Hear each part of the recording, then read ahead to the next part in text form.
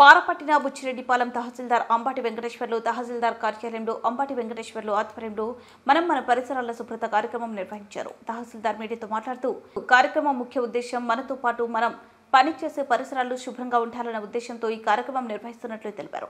తమ పరిసరాలను పరిశుభ్రంగా ఉంచుకోవడం ప్రతి ఒక్కరి బాధ్యత అని గుర్తు చేశారు. దీనిని పూర్తిగా తీసుకుని గ్రామాలలోని ప్రభుత్వ కార్యాలయాలు, మండలంలోని ప్రభుత్వ కార్యాలయాలను ఉంచే విధంగా కృషి చేయాలని సూచించారు. ఈ కార్యక్రమంలో రెవెన్యూ సిబ్బంది పాల్గొన్నారు.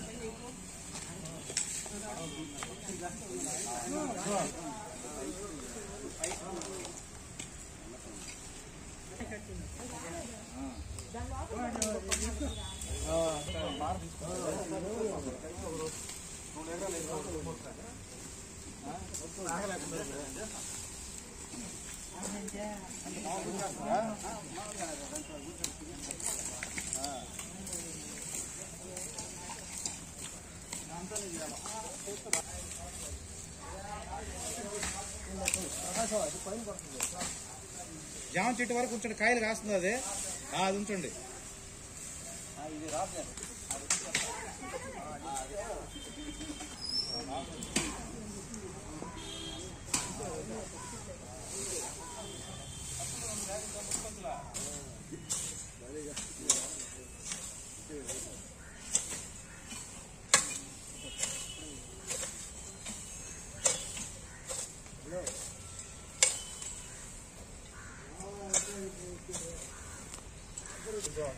సార్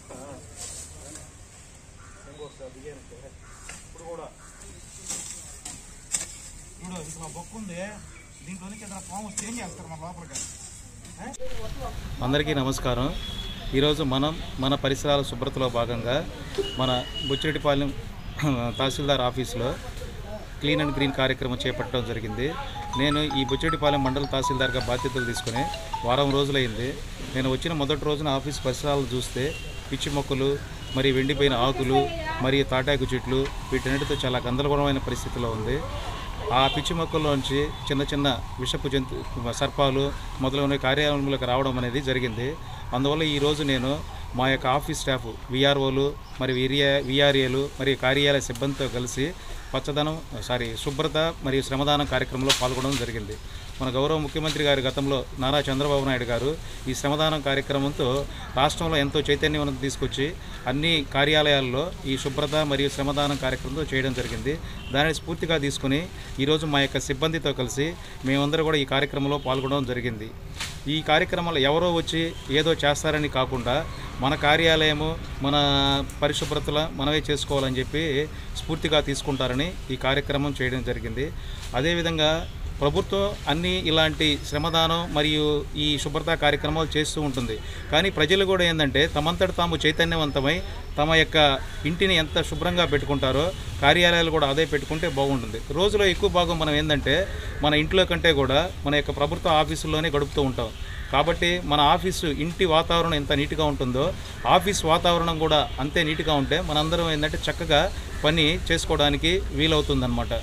దీనిని స్ఫూర్తిగా తీసుకొని మన మండలంలోని మిగతా ప్రభుత్వ కార్యాలయాలు మరియు ప్రభుత్వ వైద్యశాలలు మరియు ప్రభుత్వ పాఠశాలలు మరియు సాంఘిక సంక్షేమ హాస్టళ్ళు వీళ్ళందరూ కూడా తమ తమ యొక్క కార్యాలయాన్ని పరిశుభ్రంగా ఉంచుకుంటారని, అదేవిధంగా మండలంలో ఉన్న ప్రతి గ్రామంలోని ప్రభుత్వ కార్యాలయాల్లో కూడా ప్లస్ గ్రామాల్లో కూడా ఈ ప్రభుత్వ కార్యాలయాలు ఎక్కడెక్కడైతే ఉన్నాయో వాటన్ని కూడా పరిశుభ్ర